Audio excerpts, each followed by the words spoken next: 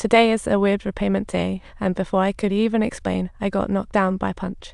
He even snatched the pills from my hand, thinking he was turning into a superhero. Poor Eddie, weak, dragged himself to the bank for papers. His body, drug-deprived, cried, "Time for a break." He collapsed upon meeting Anna, and knowing he had turned their home into a pill hiding contest by stashing half there for safety. When Anna returned, she realized that guy was after her again, the crazed fan. Anna thought, "No, I must jump off," and dashed into the nearby park like a guilty kid. She saw two burly men, sent an SOS, but the bald man acted like a hotbar, drawing his knife instantly. What a spicy scene. Unfortunately, the two muscular guys ended up as bald guys' dinner in seconds. Now that's some extreme drama. Anna had to keep running, hiding in the nearby fake mountain, living out her own version of escape from Alcatraz, before dialing Eddie for help. Eddie immediately told Anna to swallow a pill, saying, "Don't try to be a superhero yet. You're about to transform into Wonder Woman." As she jumped around, it was like all the self-defense tools around her were begging, "Pick me. Pick me." Soon, Anna in full power plotted her escape, like playing Go, and swiftly vaulted the ring barriers. Spotting a little girl, Anna transformed into the Ice Blade Girl, slicing the bald guy's cheek with the ice skates like it was an action movie. Half an hour later, Eddie popped a pill and felt like Superman again, but Anna was let down, realizing he wasn't really a hero after all. Eddie rushed to promise he'd kick the habit soon, but Anna decided to take the painful breakup route instead. Subtitles.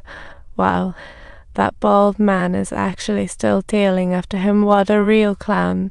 This guy is so persistent.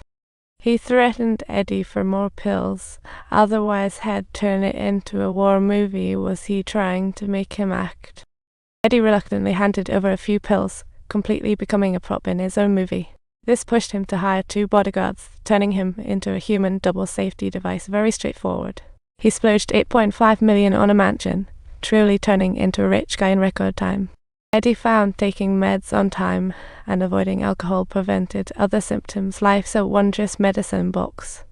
He even had special suits for hiding pills customized. Truly a pharmacist within the fashion realm. Eddie regained Roy's trust, becoming the virus negotiation middleman, indicating deep collaboration with the drug hero.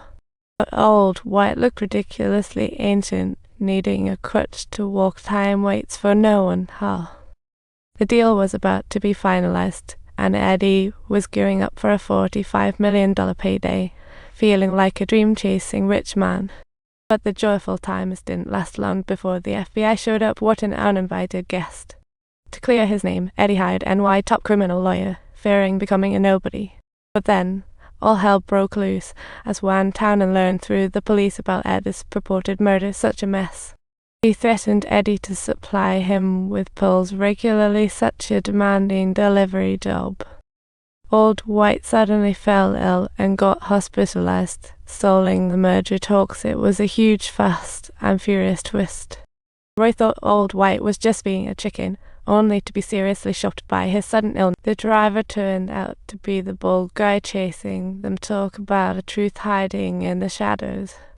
This meant that the bald guy might be the real killer, born such a dramatic turn of events. Eddie decided to head to the police station to face the suspects for a witness identification. Luckily, the newly hired attorney was skilled enough to bring in characters for comparison. In the end, the witness didn't even focus on him, and Eddie let out a huge sigh of relief. After their identification, Eddie rushed back to Roy's office only to find Roy looking serious. Life is quite the roller coaster. How could the highly confidential murder deal suddenly end up on the headlines? Faced with the questioning, Eddie had a total blank. It was like a mental black hole. He realized he had missed his pill time, rushing into the restroom to sneak a pill.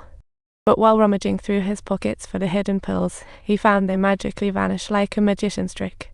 Meanwhile, the bald man waits outside, leaving Eddie on pins and needles. He rushed back to his mansion, saw Old White's death news, and realized he'd been duped. The attorney he hired turned out to be Old White's advisor. Talk about a deep cover choice.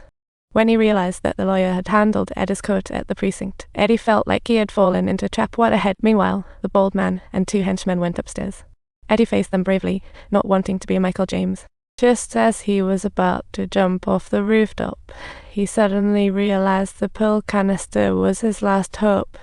He frantically searched and finally found that canister among piles of boxes. What a win.